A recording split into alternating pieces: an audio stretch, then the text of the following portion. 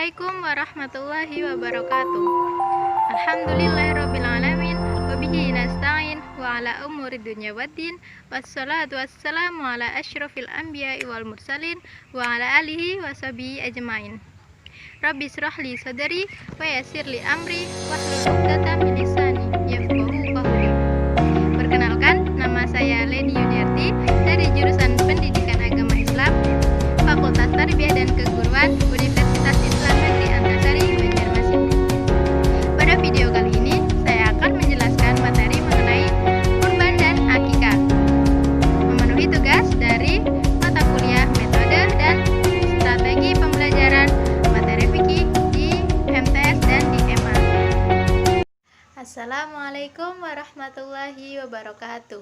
Waalaikumsalam warahmatullahi wabarakatuh. Selamat pagi anak-anak. Pagi, Bu. Bagaimana kabar kalian? Baik. Alhamdulillah. Oke, sebelum memulai pelajaran, marilah kita berdoa. Berdoa kepada Allah semoga dalam proses pembelajaran nanti kita dapat dikasih pemahaman dan dapat mengamalkan ilmunya di kehidupan sehari-hari. Kalian ikuti ibu ya. Bismillahirrahmanirrahim. Raditu billahi robba wa bil islami dina wa bi muhammadin nabiyya wa rasulah. Rabbi zidna ilma warzuqna fahma birahmatika ya arhamar rahimin. Amin. Ibu akan absen. Apakah dari kalian ada yang tidak hadir? Hadir semua, Bu. Alhamdulillah hadir semua. Apakah dari kalian ada yang tahu hari ini kita mau belajar apa? Belum, Bu. Nah, kalau belum tahu, di sini Ibu ada gambar. Kalian perhatikan ya. Nah, dari gambar di atas, apakah kalian sudah ada gambaran? Kita hari ini akan belajar mengenai apa? Kurban dan akikah. Ya, betul. Sebelum memasuki materi, Ibu akan membacakan tujuan pembelajaran kita pada hari ini. Yang pertama, kalian dapat menuliskan kembali pengertian kurban tanpa melihat buku dengan benar. Kemudian yang kedua, melalui penjelasan dari kaifiah penyembelihan binatang, peserta didik dapat membedakan antara kurban dan akikah dengan benar. Yang ketiga, peserta didik dapat menjawab ujian dan tidak bekerja sama dengan teman paling sedikit 30 soal. Yang keempat, peserta didik dapat melengkapi dari penjelasan guru mengenai syarat-syarat binatang yang dapat dipakai untuk berkurban tanpa melihat buku dengan lancar. Yang kelima, setelah mengamati video proses penyembelihan binatang, peserta didik dapat menceritakan ketentuan penyembelihan binatang menggunakan bahasa sendiri. Yang keenam, melalui penjelasan kaifiah penyembelihan binatang, kalian dapat mendemonstrasikan tata cara penyembelihan binatang dengan lancar. Kita memasuki materi yang pertama, yaitu pengertian kurban. Bagi anak-anak ibu semua yang punya buku paket atau buku LKS, silahkan dibuka halaman 12.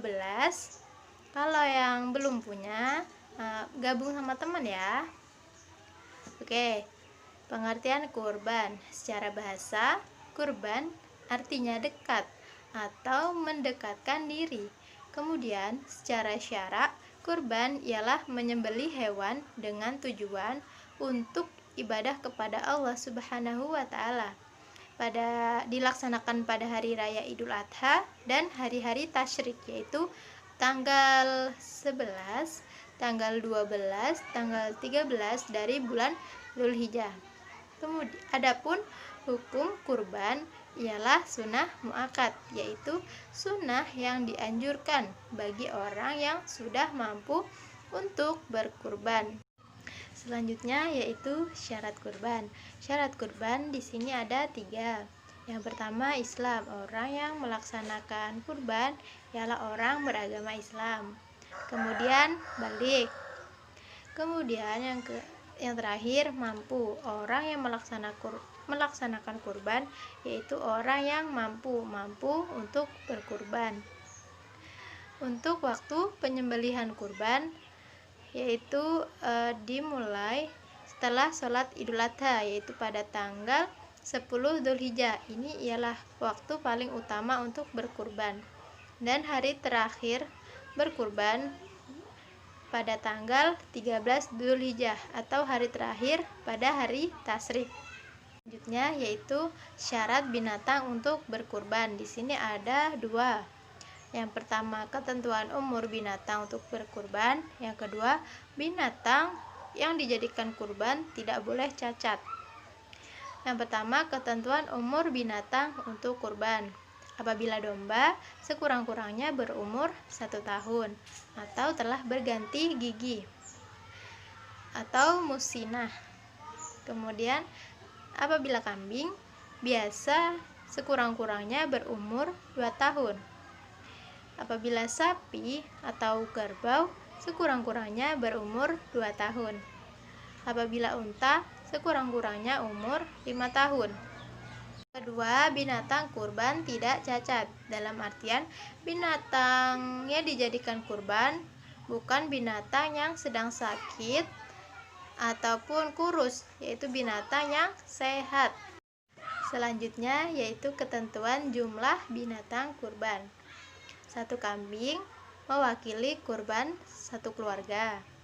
Apabila 1 unta atau 1 sapi mewakili kurban 7 orang dan 1 keluarga. Terus bagaimana cara membagikan binatang kurban? Yaitu sepertiga dari daging kurban untuk yang berkurban dan keluarganya. Sepertiga lagi dari daging kurban untuk disedekahkan kepada fakir miskin. Sepertiga lagi dari daging kurban diberikan kepada kerabat atau orang yang sedang membutuhkan. Selanjutnya yaitu ketentuan jumlah binatang kurban. 1 kambing mewakili kurban 1 keluarga. Apabila 1 unta atau 1 sapi mewakili kurban 7 orang dan 1 keluarga. Terus bagaimana cara membagikan binatang kurban? Yaitu sepertiga dari daging kurban untuk yang berkurban dan keluarganya. Sepertiga lagi dari daging kurban untuk disedekahkan kepada fakir miskin.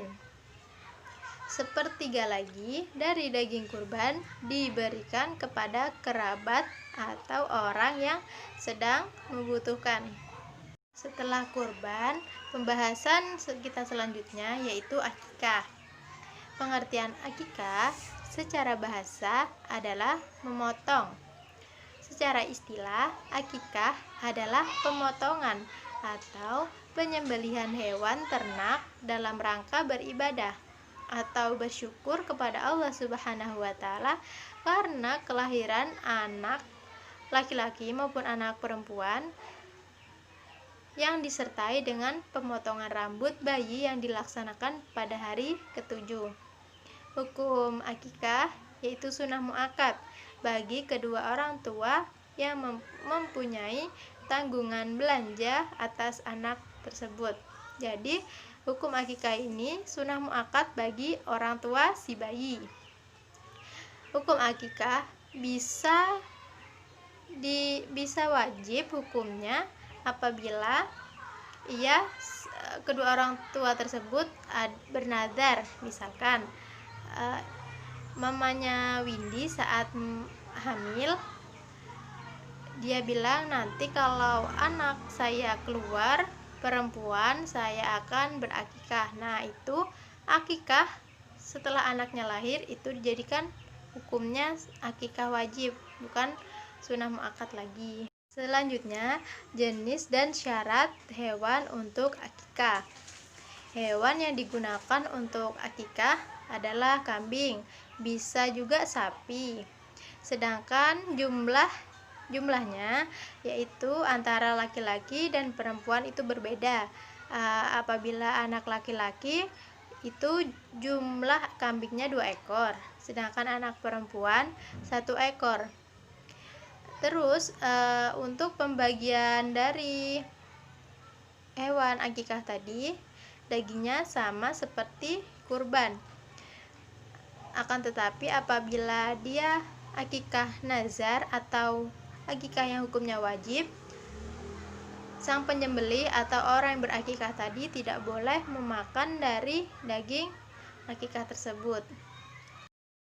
Nah, dari penjelasan yang sudah Ibu jelaskan mengenai materi akikah dan kurban, apakah dari kalian ada yang ingin ditanyakan?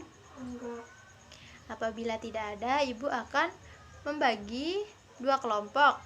Kelompok pertama beranggotakan Windy, Asri, dan Hesti. Yang kedua Heni, Alfi, dan Mutia. Ibu minta kelompok pertama mendiskusikan mengenai sejarah kurban. Kelompok kedua mendiskusikan mengenai sejarah akikah. Nah, silahkan kalian baca sejarah kurban di LKS ataupun sejarah akikah di LKS. Terus di LKS ada materinya, kemudian kalian diskusikan kepada teman satu kelompok kalian. Setelah itu, kalian tunjuk teman salah satu untuk perwakilan teman kelompok kalian untuk mempresentasikan ke depan.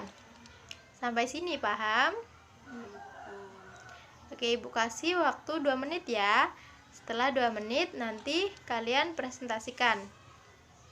Oke, karena waktu 2 menit sudah berlalu, Ibu persilakan untuk kelompok 1 yang akan diwakilkan oleh Saudari Windy untuk mempresentasikan diskusinya dengan kelompok mengenai sejarah kurban. Assalamualaikum warahmatullahi wabarakatuh. Waalaikumsalam warahmatullahi wabarakatuh.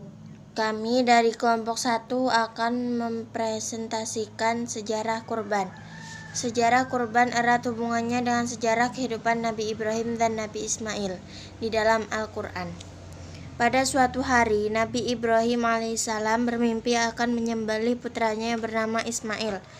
Kemudian hal ini disampaikan kepada putranya. Putra Nabi Ibrahim pun taat dan siap dengan berkata, "Kalau memang Tuhan yang menyuruh ayah untuk menyembelih saya, maka laksanakanlah." Kemudian Nabi Ibrahim membawa putranya ke suatu tempat. Ketika pisau sudah diletakkan di leher Nabi Ismail, maka tiba-tiba kambing gibaslah yang terpotong. Sedang Nabi Ismail selamat. Kurban yang disyariatkan kepada umat Nabi Muhammad SAW untuk mengingatkan kembali nikmat Allah kepada Nabi Ibrahim karena taat dan patuhnya kepada Allah, dan untuk bertakarub atau mendekatkan diri kepada Allah, maka binatang ternak yang akan dijadikan kurban itu hendaklah dipilih yang baik. Oke, terima kasih untuk kelompok 1. Kita beri aplaus dulu untuk mereka. Oke, jadi sekarang giliran kelompok 2, yaitu mengenai sejarah akikah yang akan diwakilkan oleh Saudari Heni. Kepada Saudari Heni dipersilahkan. Assalamualaikum warahmatullahi wabarakatuh. Waalaikumsalam warahmatullahi wabarakatuh. Saya perwakilan dari kelompok 2 ingin mempresentasikan hasil diskusi mengenai sejarah akikah. Sejarah akikah disyariatkan. Akikah tidak seperti sejarah kurban dan tidak banyak yang mempersoalkan sejarahnya, karena inti dari ajaran ini bukan pada sejarahnya, tetapi pada syariatnya. Yang dapat diketahui bahwa anak yang pertama diakikahi adalah saudara kembar cucu Nabi Muhammad SAW, yaitu Hasan dan Husain, putra pasangan Fatimah dengan Ali bin Abi Thalib. Disebutkan dalam suatu hadis, Bismillahirrahmanirrahim. Ani bin Abbasin anna Nabiyya sallallahu alaihi wasallam aqqa anil Hasani wal Husaini kabsyang kabsya. Artinya, dari Ibnu Abbas bahwasannya Rasulullah Shallallahu Alaihi Wasallam menyembelih akikah untuk Hasan dan Husain, masing-masing seekor kambing. Hadis riwayat Abu Daud. Kepada kelompok 2, kita beri aplaus dulu untuk mereka. Karena waktu kita hampir habis, kesimpulan pertemuan kita pada hari ini yaitu apabila penyembelihan kurban dilaksanakan saat hari raya Idul Adha sampai hari terakhir hari tasyrik, yaitu tanggal 13 Dzulhijjah. Nah, apabila akikah itu diselenggarakannya untuk menyambut kelahiran anak atau bayi, itu bayi laki-laki ataupun bayi perempuan.